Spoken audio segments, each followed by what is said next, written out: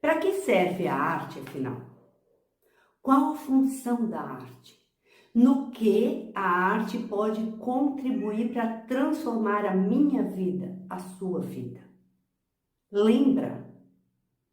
A arte existe porque a vida não basta. Quem disse isso? Ferreira Goulart. Assertivamente, a arte existe porque a vida não basta.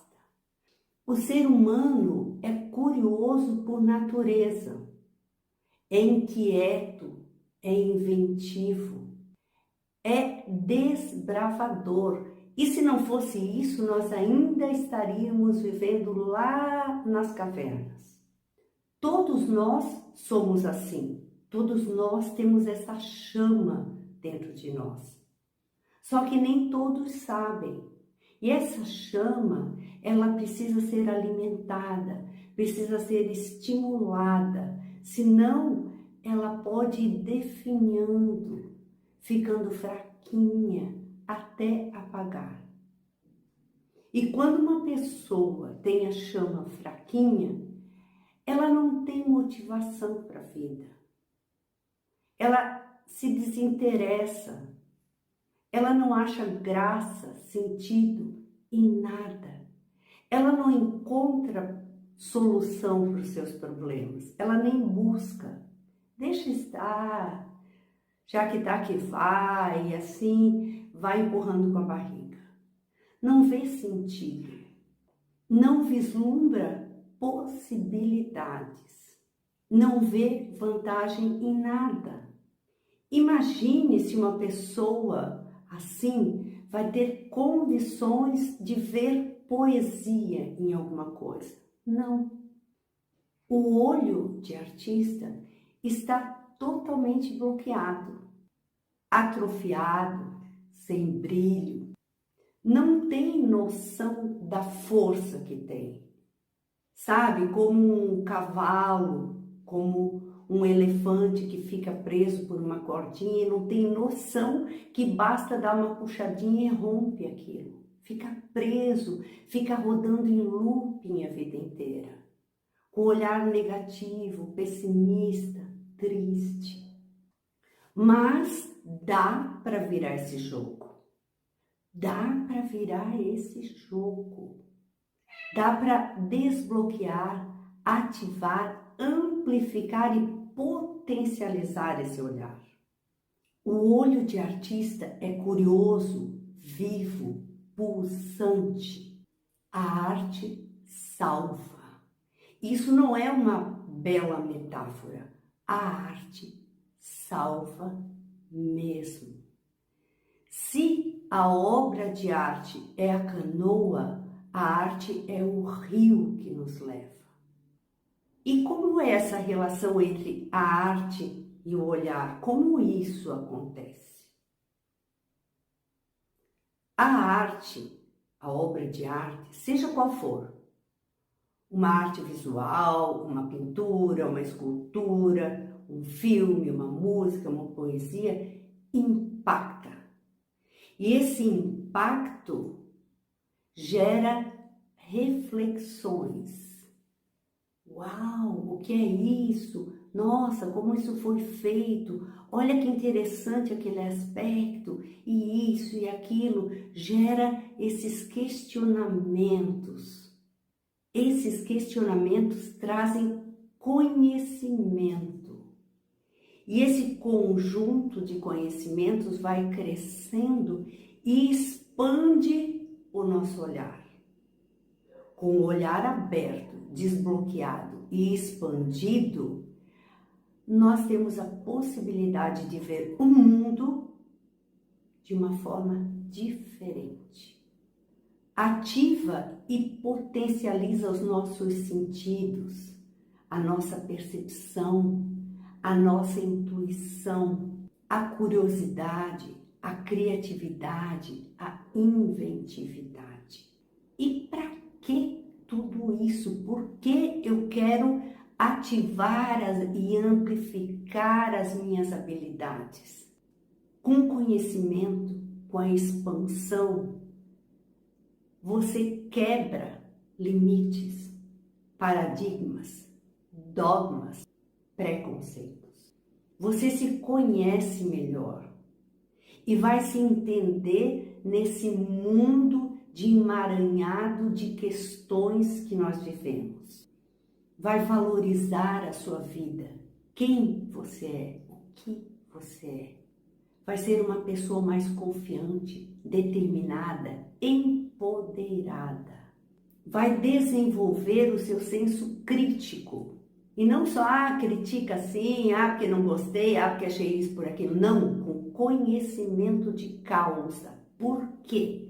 Porque você olhou, viu, enxergou, você buscou, você questionou, você encontrou possibilidades, opções, tem ferramenta para fazer escolhas mais assertivas. Você vai escolher por você. Você não precisa depender de alguém, um guru ou qualquer um, que te diga para que lado ir, o que fazer. Você pode buscar opiniões, mas quem decide no final é você. Ter as rédeas da sua vida na sua mão. Conhecimento é poder. Não o poder de manipular, de dominar os outros, mas o poder de não se deixar manipular, de não se deixar dominar. O poder de fazer escolhas, o poder de agir. Você vai sentir muito mais prazer com a sua própria companhia. Você não vai mais ficar carente, solitário, dependendo de migalhinhas de atenção de alguém. Você se basta.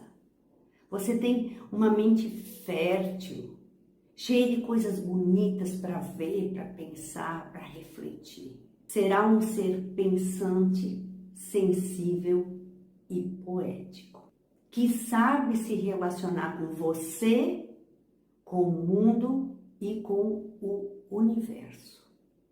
As histórias que nós ouvimos, os filmes que nós vemos, as músicas que nós ouvimos, as poesias, os livros que nós lemos, tudo isso nos traz conhecimento de experiências que outras pessoas viveram, e isso serve de referência. Isso nos inspira. E a arte é isso, no mínimo inspiradora. Tira você do lugar comum. E é assim, com essa ideia, que eu trago para você um pouquinho sobre a história de um artista, de um pintor, que hoje é considerado genial. É conhecido no mundo inteiro, reverenciado no mundo inteiro. Suas obras custam fortunas. Ele tem um museu com o nome dele que abriga as suas obras. Milhares de pessoas visitam esse museu. E aí você pode pensar, uau, trata-se de um artista que foi muito rico, muito famoso, muito querido, muito amado, reverenciado por todos. E eu te digo, infelizmente, não. Nem sempre a vida é justa. Ele foi pobre, ele foi ridicularizado, incompreendido, tido como estranho, excêntrico, louco. Algumas pessoas parece que nascem antes do tempo, não é? Você já sabe de qual artista eu estou falando? Ele foi até internado em manicômios, clínicas psiquiátricas, embora na época não se tivesse um diagnóstico preciso do seu caso. Mas recentemente foi feito levantamento, estudo, então constatou-se que tratava-se de uma pessoa bipolar, depressiva, esquizofrênica, sujeita a surtos psicóticos. Sabe agora qual é o artista? Não como você acha que se sentiria uma pessoa nessas condições que se sente deslocada o tempo inteiro? Não é acolhida, não é respeitada, não é valorizada, que se sente um peixe fora d'água o tempo inteiro, procurando o seu lugar e não acha, vê coisas que mais ninguém vê, pensa de uma forma que mais ninguém pensa. Para mim, parece uma pessoa que nasceu antes do tempo. Sabe então de quem eu estou falando? Ele era intenso, apaixonado. Tudo que ele fazia, ele se jogava de cabeça, era visceral, era obstinado pelo trabalho, obcecado pelas cores, pelas luzes. Ele colocava o material nas costas, a mochila, o cavalete, a tela, o material e ia para o campo pintar ao ar livre. Dizem que em algumas situações de surto, ele chegava a comer a tinta. Ele se automutilou, cortou a própria orelha. E segundo relatos, se suicidou. O holandês Vincent van Gogh. Eu não vou aqui contar a história inteira, não vou trazer todas as obras, porque é muita coisa, e nós não vamos nos deter à leitura específica de uma ou outra obra de arte. Eu vou dar um apanhado geral só para contextualizar, para você conhecer um pouquinho mais esse artista genial e, quem sabe, se apaixonar por ele. Olha só, ele viveu apenas 37 anos. Ele iniciou sua trajetória artística com 27. Então, a produção dele consiste nesse período de 10 anos. Não é que um cara do nada, que não tem nada a ver com a coisa, começa a resolver, acho que eu vou ser artista. É que ele tinha toda uma bagagem, toda uma sensibilidade. Faltava a ele a questão técnica que ele foi buscar. Mas já a gente vai falar sobre isso. Então, ele teve uma produção de 10 anos. Existe uma estimativa que nestes 10 anos ele produziu cerca de 2.500 obras. Bastante, né? Vamos fazer uma continha. Se em 10 anos foram 2.500 obras, quantas ele produziu por ano? 250. Quantas ele produziu por mês? Cerca de 20. Quantas ele produzia por semana? Cerca de 5. Diz que dessas 2.500 obras, 900 eram pinturas e 1.600 desenhos. Então vamos lá, vamos fazer uma continha com as pinturas. 900 pinturas em 10 anos. 90 pinturas por ano.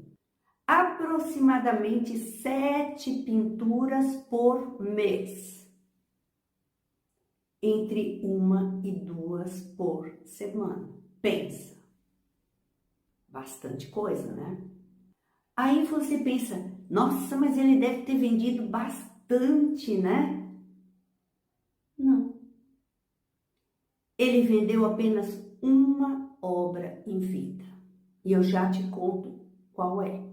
Mas antes eu te digo que recentemente uma obra dele que não havia sido exposta, que estava guardada num acervo particular, foi vendida por 93 milhões de reais. E chama-se Cena de Rua em Montmartre. Mas aí você pensa, Ah, mas então aquela que ele vendeu deve ter sido bem cara também, né? A obra A Vinha Vermelha ou A Vinha Encarnada de 1888 foi vendida num salão de arte. Sabe por quanto? 400 francos. Aí você faz uma continha, vê a cotação do franco hoje e tal, em torno de 5 e pouquinho. Sabe quanto que dá?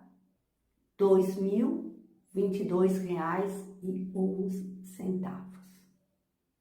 R$ 2.022,11.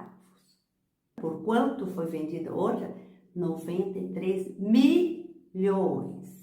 Ele só conseguiu vender uma obra, mesmo sendo o seu irmão um negociante de obra de arte. Acredito que ele tenha se esforçado muito para tentar vender uma obra de Vincent, mas o trabalho dele não era aceito, era muito diferente.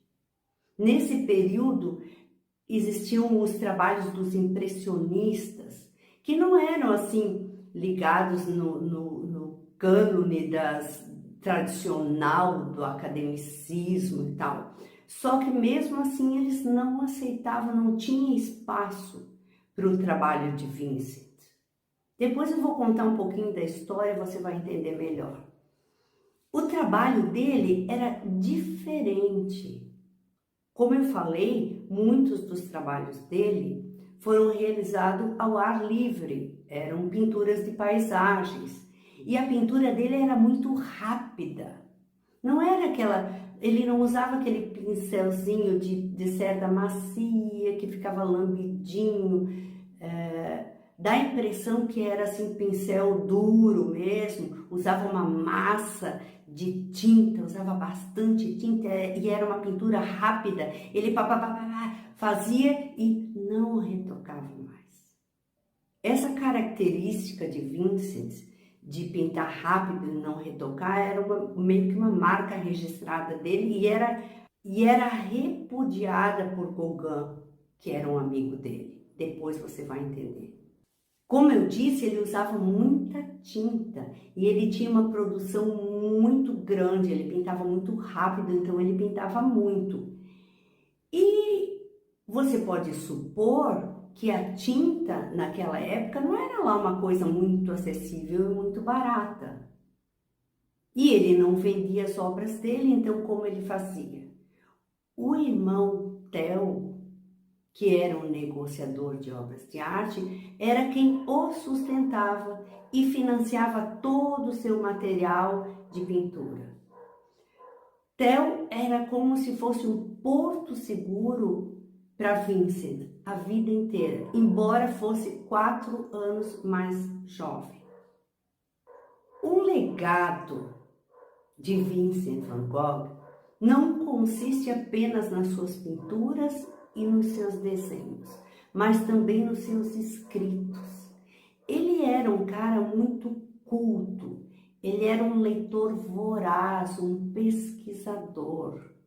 Então ele escrevia muito os seus estudos, as suas conclusões, as suas pesquisas. Naquela época não existia telefone, WhatsApp, chamada de vídeo. Então como era feita a comunicação? Era por cartas. E ele se correspondia assiduamente durante 18 anos com familiares, com amigos, com artistas e principalmente com o seu irmão Theo. O conteúdo dessas cartas nos dizem muito sobre quem era Vincent van Gogh, como ele pensava, o que ele sentia. Infelizmente eu não vou poder falar muita coisa porque o nosso tempo aqui é bastante limitado, mas eu sugiro que você, se você se apaixonar por ele, você pesquise um pouquinho mais, busca lá as correspondências, as cartas de Van Gogh, tem muita coisa linda para você ver. Vincent van Gogh nasceu no dia 30 de março de 1853 na Holanda, e faleceu no dia 29 de julho de 1890, na França, com 37 anos. Parece meio chato essa coisa de data, mas ela é importante para contextualizar. E no caso dele, que foi assim um período de produção muito pequeno, você vai ver que com espaço de poucos meses a vida dele dá grandes reviravoltas. Vincent foi o primogênito de 6 irmãos. Exatamente um ano antes do nascimento dele, nasceu um menino, um irmãozinho dele, que viveu poucos dias. E qual era o nome desse menino? Vincent van Gogh. Um ano depois, nasce o pintor Vincent. Então, olha, ele já nasceu herdando o nome do irmãozinho morto. 4 anos depois, nasceu Theodorus. Theodorus leva o nome do pai, Theodorus van Gogh, que é um pastor protestante. E Theodorus, irmão de Vincent, é mais conhecido como Theo, que é o porto seguro de Vincent. Os dois são muito unidos a vida inteira. Vincent teve vários trabalhos em escola, em livraria, e depois ele foi trabalhar com vendas, né, no mercado de arte, com vendas de obras de arte, que era um negócio do tio dele. E com isso ele teve a oportunidade de conhecer muitos lugares, de viajar bastante. Mais tarde o Theo, que era 4 anos mais jovem, veio trabalhar junto com ele. E lá pelas tantas, Van Gogh não quis mais trabalhar com isso. Ele tinha um espírito rebelde, achava que era uma coisa muito burguesa. Teve uma decepção amorosa, mais uma decepção amorosa, e resolveu abraçar a causa religiosa. Quis se tornar pastor, assim como o pai, lembra? Era um pastor. Só que para ele se tornar um pastor, ele precisava estudar. Estudar grego e latim. Ele se recusou a estudar grego e latim porque eram línguas já em desuso. Então ele foi ser uma espécie de missionário. Enviaram ele para vários lugares e ele foi primeiro para Bélgica, num povoado muito simples, muito pobre de mineradores. Só que ele era um missionário que não se colocava lá num pedestal só olhando e falando. Lembra? Ele era um cara apaixonado, intenso, visceral. O que ele fez? Ele se jogou. Ele foi viver como viviam aquelas pessoas pobres. Ele morava em cabana, ele dormia na palha, ele se alimentava mal. Ele chegou a ficar um tempo só com pão e água porque ele queria se identificar com essas pessoas. O que os superiores dele acharam disso? Lógico que eles não gostaram. Eles deram uma reprimenda nele e não renovaram a licença para ele continuar o trabalho de pregador. Com isso ele ficou bastante desanimado, já com aquela tristeza, aquela miséria toda que ele via, aquele espírito meio revoltado, rebelde, talvez um revolucionário. Aí ele desistiu daquilo. Aí vem Theo e fala: Ô Vincent, você já vendeu obra de arte, você conhece coisa pra caramba, isso sou eu falando, né? Você é um cara sensível, poético, tem o olho de artista, por que você não vai ser um artista? Uau, isso mesmo! E aí, como Vincent era aquele cara visceral, intenso, o que ele fez? Se jogou de cabeça.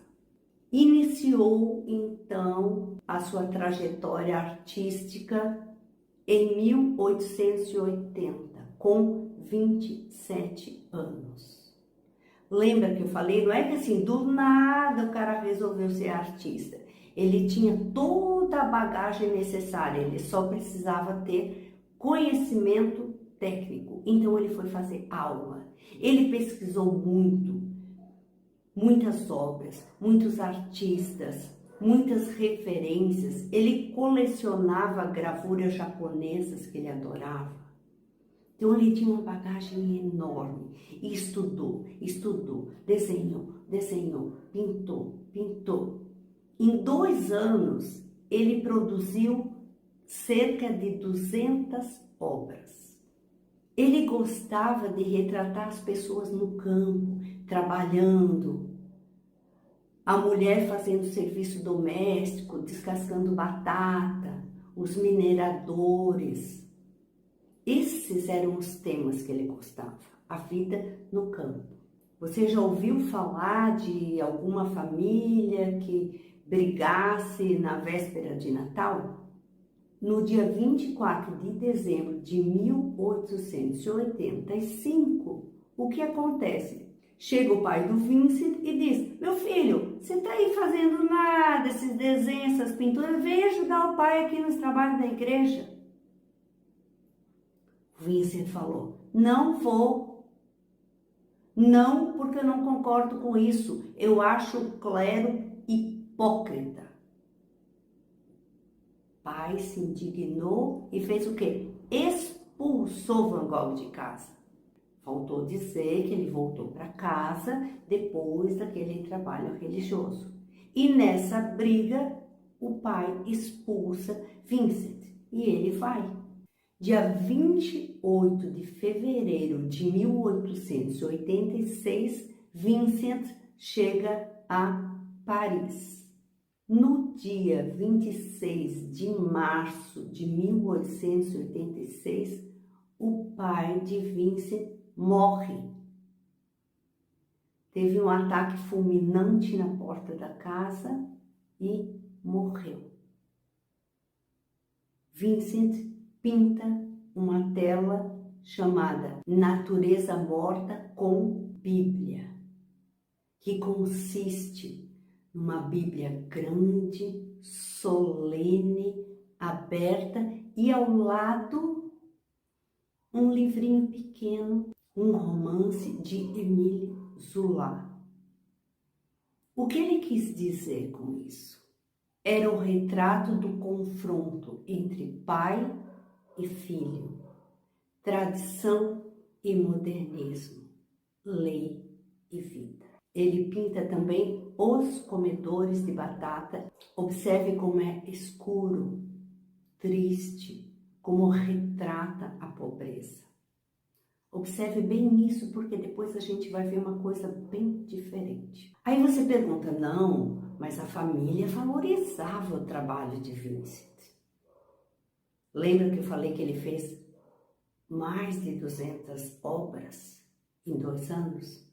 O pai morreu, a irmã e a mãe se mudaram e largaram para trás centenas de obras dele. Tipo, tô nem aí. E Vincent seguiu o seu caminho, pesquisando, estudando, pintando, desenhando. E ele diz: agora eu vou ler para não errar. Há leis de proporção, de luz, de sombra e de perspectiva que é preciso conhecer para desenhar um motivo. Se essa ciência nos falta, arriscamos travar eternamente uma luta estéril e não conseguimos nunca criar. Então ele está valorizando o conhecimento, o domínio da técnica, da pintura, do desenho. Outra frase: quero chegar tão longe em minhas obras a ponto de as pessoas afirmarem: ele sente de maneira profunda e eterna. Lindo, né? Vincent era um espírito doce e rebelde. Lembra que eu falei que ele se recusou a estudar latim e grego? Quando ele fazia as aulas de pintura, ele se recusava a usar como modelo as peças de gesso, que é bem comum até hoje. Ele não queria usar essas peças como modelo, ele queria pintar a vida, ele queria pintar coisas vivas. Será que ele teve um grande amor? O que ele diz sobre amor? Ele teve muitas decepções amorosas e aparentemente nunca encontrou um amor. Não posso, não é possível viver sem amor. Sou um apaixonado, tenho de encontrar uma mulher. Caso contrário, ficarei congelado e converter-me-ei em pedra. Era muito importante para ele, mas ele não conseguiu. Para Van Gogh não existia trabalho e vida pessoal. Era tudo junto e misturado. Ele era uma coisa só. E era tão intenso, o foco dele era tão grande na arte que ele chegava a descuidar da saúde. Ele não se alimentava bem, ele bebia muito, ele passava os dias embaixo de sol escaldante, pintando. Aí chegava, você acha que ele vai tomar um banho, um jantar gostoso? Não, ele ia beber. E não era qualquer coisa, era muito comum beber absinto, que é uma bebida fortíssima. E com isso ele vai debilitando a saúde dele. Lembra que eu falei para você que Vincent chega a Paris no dia 28 de fevereiro de 1886? E como era Paris naquele período? Era uma efervescência cultural, era cheio de artista. A arte borbulhava. Mas e como que era o mundo? Mas o que estava acontecendo? Olha só, Thomas Edison inventou a lâmpada. A Kodak fabrica as primeiras câmeras fotográficas portáteis. O engenheiro Carl Benz constrói o primeiro protótipo de automóvel. Então Vincent chega a Paris e vai morar com Theo. Theo, que é do meio artístico, apresenta muita gente para ele, muitos artistas. Então ele conhece Gauguin, ele conhece Cézanne, ele conhece Pissarro, conhece muitos artistas pontilhistas, simbolistas, impressionistas, e ele vai experimentando um pouco de tudo. Expõe seus trabalhos num restaurante não muito bem conceituado, reúne jovens artistas para discutir a arte, para trocar ideia, leva todo mundo para o campo para pintar, e aquela efervescência toda. Aí ele descobre a cor. Aí ele começa a pintar os girassóis. Mas ele mora com o irmão Theo, e ele é muito espaçoso. De repente ele invadiu, ele tomou conta do apartamento. O irmão já estava sufocado. Aí ele começou a brigar com o Theo, porque Theo era um mercador de arte e ele era um representante da burguesia dominadora, e o Theo também já estava pelas tampas, e aí ele resolve ir embora. Nesse período, ele produz os girassóis. Você vê que agora, como tem cor no trabalho dele, né? O terraço do café noturno. E aí rola toda essa treta com o Theo e ele vai embora. Vai para onde? Vai para o sul da França, para Arles. Quando ele chega lá, ele se encanta com a luz. Ele diz: se em Paris eu descobri a cor, em Arles eu descobri a luz. Aí ele diz: uma luz que, na falta de palavra melhor, não posso denominá-la de outro modo senão amarela. Aí você vê muito amarelo na obra dele. Foi no dia 20 de fevereiro de 1888. E ele estava mais uma vez revigorado, animado, feliz, com aquela ideia de criar uma comunidade de artistas onde pudessem trocar ideias o tempo inteiro, compartilhar conhecimento, material, trabalhar junto, expor, vender. E ele alugou a Casa Amarela com essa finalidade. Decorou, se esmerou, e como ele tinha conhecido Paul Gauguin e admirava muito, ele mandou várias cartas insistindo para que Gauguin fizesse parte desse projeto. E como o Theo vendia algumas obras do Gauguin, ele também deu lá uma pressionada. E finalmente Gauguin resolve ir para Arles com Vincent.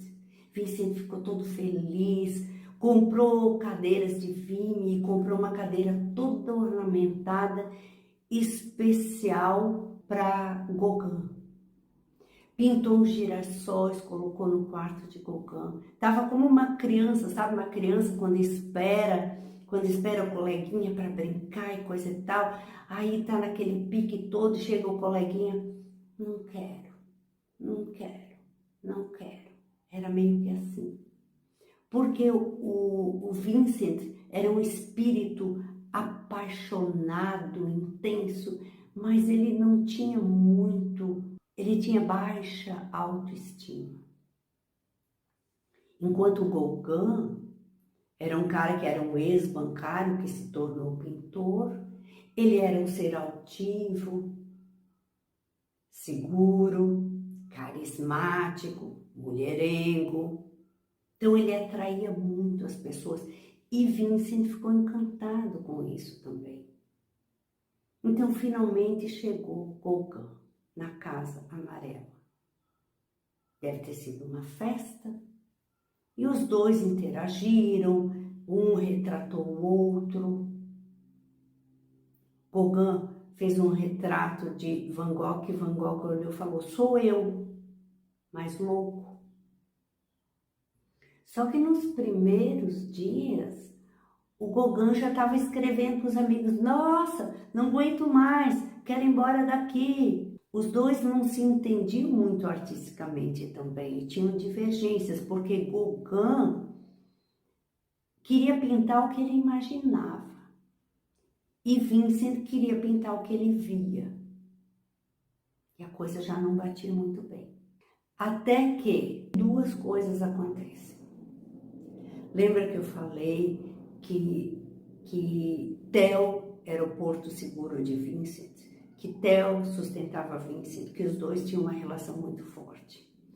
Aí Vincent recebe uma carta de Theo dizendo que ele ia se casar com Joana.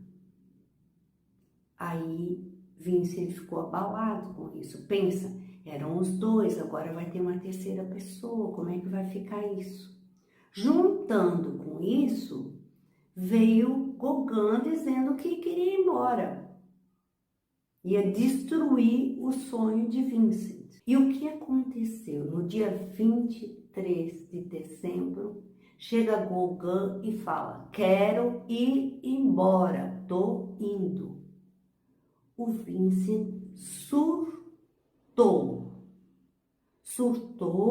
quis atacar o Gauguin com uma navalha e deu um problema sério, discutiram, brigaram e o que o Vincent fez? Cortou a própria orelha. Caiu desfalecido. O pessoal chegou, encontrou o Vincent, os vizinhos, né, chegaram, encontraram o Vincent naquela situação, já acusaram o Gauguin de tê-lo assassinado.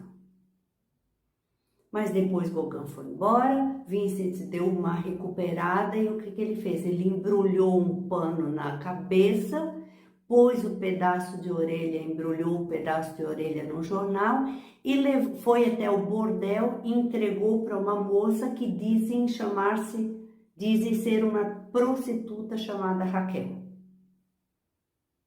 Então a gente para aí e vai dar uma analisada. Depois, em 2010, tem uma historiadora que vai pesquisar um pouco melhor sobre o que aconteceu nessa noite, chama-se Bernadette Murphy. Então ela vai pesquisar, ela vai fazer um levantamento da documentação, dos artigos de jornal e de tudo que tinha, documento de médico, coisa e tal, para descobrir um pouco sobre o que aconteceu nessa noite. Ela descobre um relato de Gauguin que diz que naquela noite o Vincent teve um surto e falava e mencionava a passagem bíblica onde Pedro corta a orelha de um centurião quando Jesus foi preso. Então, desembainhou a espada e cortou a orelha direita do fulano. Então, Vincent associava essa coisa de cortar a orelha direita como um símbolo de traição. Talvez naquela briga toda, quando ele puxou a navalha, talvez a intenção dele fosse até cortar a orelha do Gauguin. E por alguma razão ele se conteve e cortou a própria orelha. Então ele fez isso, foi lá e entregou o pedaço de orelha para uma moça. Mas quem era essa moça? A história diz que é uma prostituta chamada Raquel. E aí a historiadora vai e pesquisa. Ela diz que, na verdade, não era comum esse nome Raquel. E que seria, na verdade, uma moça chamada Gabriele, ou Gabi, e que ela era uma faxineira. Ela faxinava os bordéis, faxinava vários lugares que o Vincent frequentava e eles eram amigos. Lembrando que naquele período, bordel, a prostituição era legalizada, não era proibido. Existia até censo que registrava as prostitutas, as cafetinas e tudo mais. Então, uma outra questão que ela investigou, será que foi a orelha inteira ou só o lóbulo da orelha? Né? Quando Vincent morreu, que eu ainda não cheguei lá, o médico dele fez um desenho do rosto dele. E nesse desenho a orelha estava incompleta, faltando apenas o lóbulo. Mas nas pesquisas dela, ela teria encontrado documentos do médico que o atendeu na época. Porque ele foi lá, entregou a orelha, voltou para casa, ficou lá às 7 horas da manhã, a polícia chegou na casa, ele estava lá empapado de sangue, em posição fetal na cama e foi levado para o hospital. Então os documentos desse médico relatam que ele teria cortado a orelha inteira e que atingiu uma artéria, por isso sangrou tanto. Uma outra questão, será a orelha direita ou será a orelha esquerda? Né?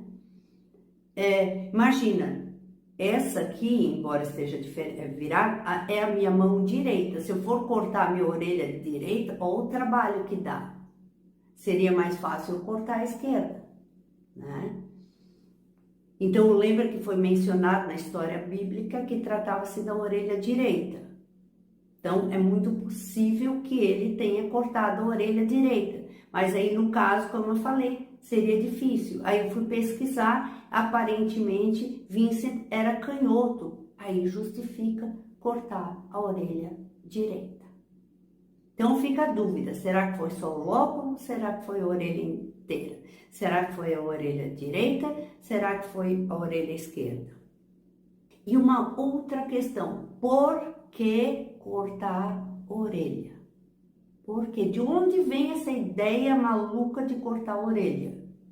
Lembra, Vincent era um cara que lia muito, estudava muito, ele era muito culto e viajou bastante também.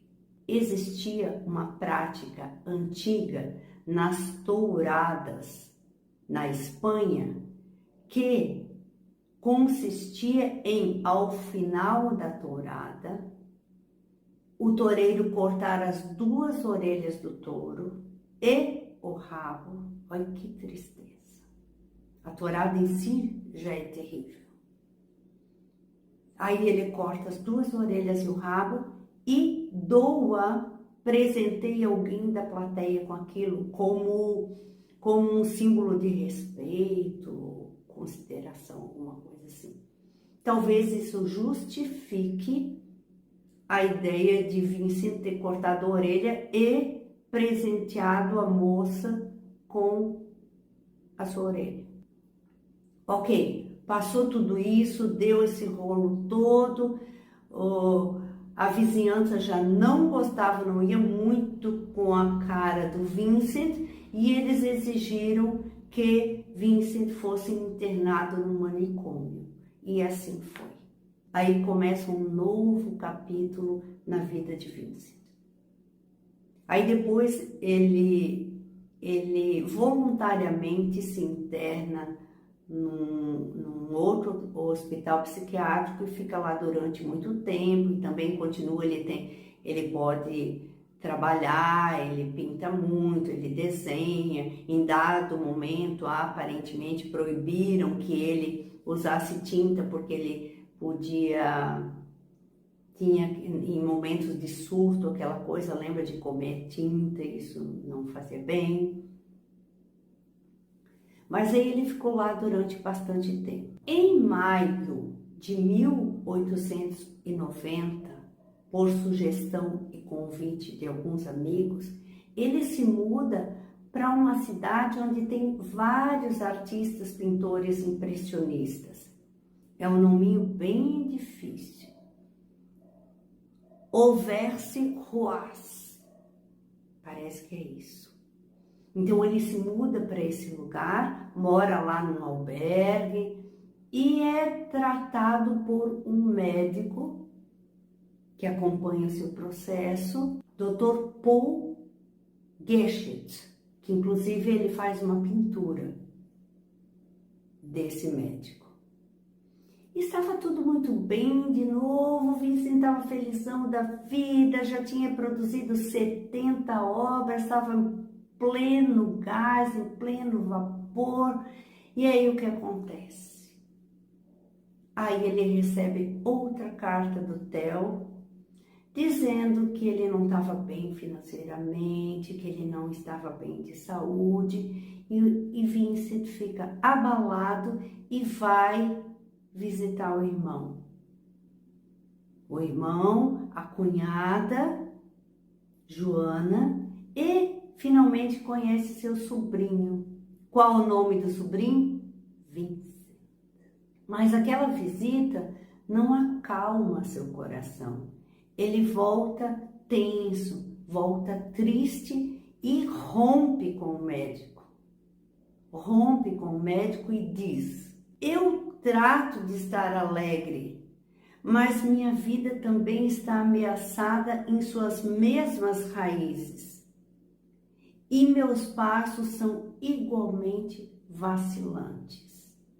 Então ele não entende, cada vez que ele está bem acontece uma coisa, estraga tudo, enfim. Mais uma vez o chão se abre e ele cai.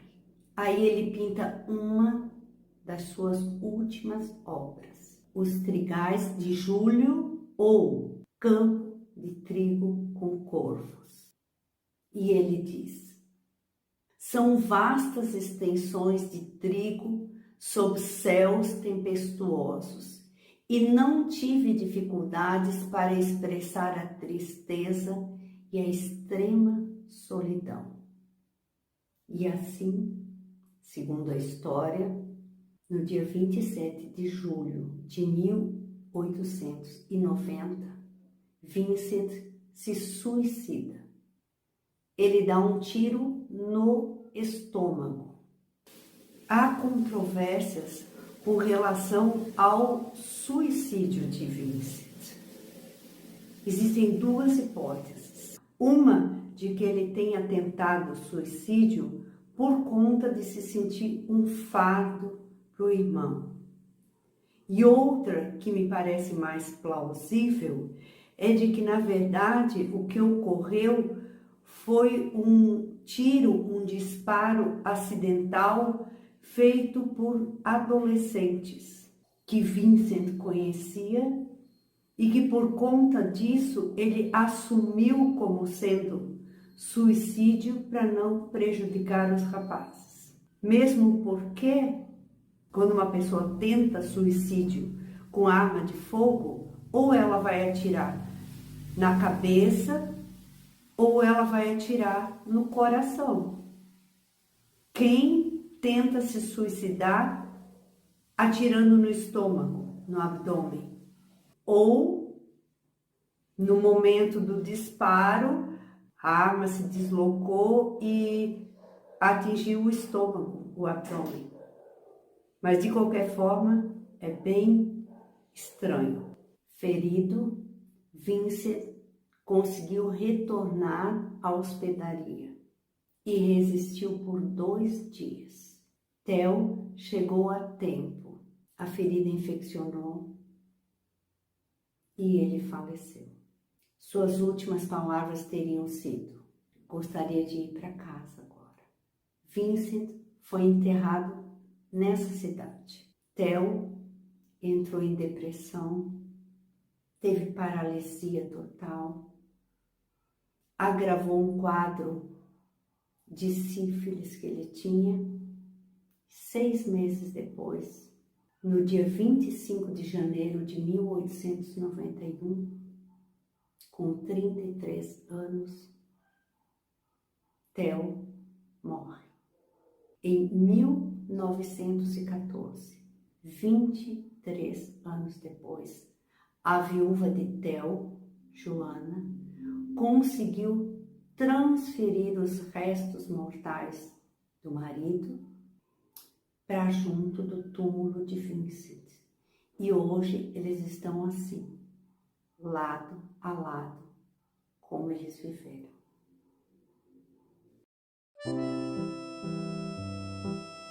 Como sugestão, eu vou deixar para você 2 perspectivas. Se você curtiu, se você se apaixonou ou se interessou por Vincent van Gogh, eu sugiro que você pesquise um pouquinho mais, porque o que eu falei foi só para você ter uma ideia geral de quem é esse personagem na história da arte. Mas você pode pesquisar mais um pouquinho. Existem muitos livros, existe muito conteúdo na internet, existem filmes, mas é legal você conhecer um pouquinho para daí no filme você conseguir identificar alguns pontos, até se tem algum tipo de exagero, por exemplo. Se você tiver a oportunidade de ver uma obra ou várias obras de Vincent van Gogh pessoalmente, é ótimo. Faça aquele exercício, olha de longe, vem caminhando, se aproxima, né, o quanto for possível, porque geralmente nos museus existe um limite que você não pode ultrapassar. Ou você pesquisa em livros, ou na internet, que aí você pode ampliar a imagem e ver os detalhes das pinceladas. Olhe os detalhes e olhe a obra como um todo. Veja lá a ficha técnica, a data, o título. Se você pesquisar as obras de Van Gogh por ordem cronológica, você vai perceber assim as transformações e até identificar alguma influência de outros artistas. Tem uma outra ótica. Lembra lá? Impacto, reflexão? Então você pode pensar na humanidade como um todo, de como se organizam as sociedades, os grupos que criam as suas leis, as suas regras, os seus paradigmas, estereótipos, os seus limites. E o que acontece quando alguém tenta ultrapassar esse limite? Ele é reprimido, rejeitado, rechaçado, sabotado, boicotado, tentam de todas as formas minar as suas forças. Tentam tirar a crença em si mesmo. O diferente causa estranheza, assusta, tem que ser eliminado. Talvez você conheça alguém assim, talvez você seja assim. E quão inspirador é quando o indivíduo consegue resistir a toda essa força contrária, quando ele supera os limites e quando ele vence. Você já viu o livro Fernão Capelo Gaivota? Dá uma olhadinha lá. É curioso também observar como essa mesma sociedade se dobra diante do indivíduo quando ele vence todas essas batalhas. Aí ele vira um ícone, uma celebridade, é reverenciado. Talvez nós devêssemos rever um pouco esses conceitos. Voltando a Vincent van Gogh, é interessante ver como ele foi intenso, como ele se jogou em cada projeto da vida dele, como ele jogou até a última ficha e foi até as últimas consequências. Ele conviveu, assumiu e enfrentou seus próprios demônios. Ele se manteve fiel e íntegro aos seus valores, custe o que custar. E pagou caro. O quão determinado e corajoso ele foi. Ele permaneceu íntegro e fiel aos seus valores. Ele poderia ter se dobrado aos padrões de mercado da época e poderia ter se dado bem. Muitos artistas fizeram e ainda o fazem até hoje, em todas as modalidades.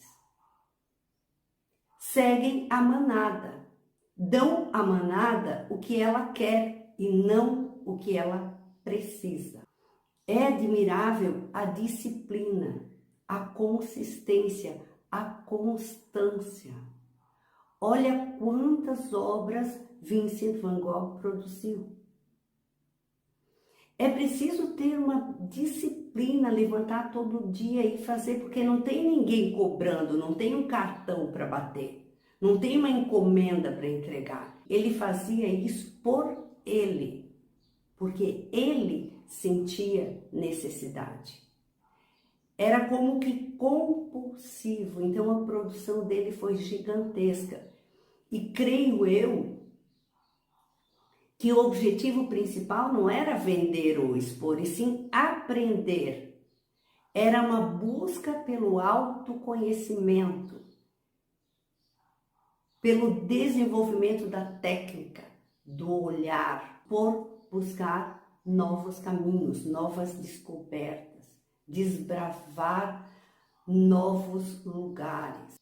Quando você pensar, ouvir falar ou ver qualquer obra de Vincent van Gogh, pense com o carinho e o respeito que ele merece, pelo exemplo, pela inspiração que ele nos dá. A arte salva. Muito obrigada pela sua companhia até aqui e até a próxima.